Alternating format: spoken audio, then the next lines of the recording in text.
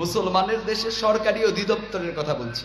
মাদক দ্রব্য নিয়ন্ত্রণ অধিদপ্তর নামের একটা দপ্তর আছে।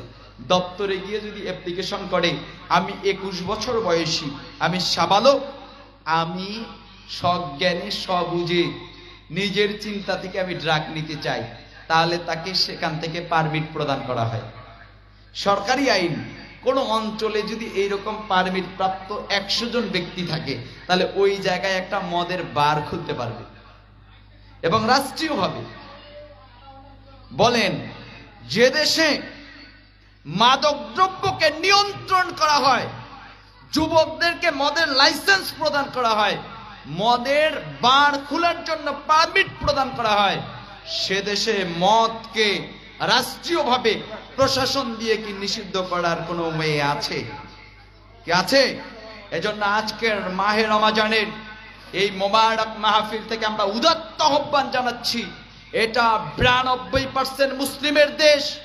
এদেশের মানুষেরা রমাজানের পবিত্রতার জন্য হোটেল বন্ধ রাখতে পারে। এদেশের মানুষেরা রমাজানের পবিত্রতার জন্য সকল ফাহিশাতকে বন্ধ রাখতে পারে। তাই আজকে যারা প্রশাসনের ঊর্ধ্বতন মহলে রয়েছেন, তাদের প্রত্যেকের কাছে আহ্বান, মাদক দ্রব্য নিয়ন্ত্রণ অধিদপ্তর আমরা চাই না। আমরা চাই মাদক দ্রব্য একেবারে স্তব্ধ করা যায় কিভাবে, বন্ধ করা যায় কিভাবে, মাদক দ্রব্য নির্মূল আমরা মন্ত্রণালয় চাই। মাদক দ্রব্য নির্মূল আমরা প্রশাসনিক ব্যবস্থাপনা চাই।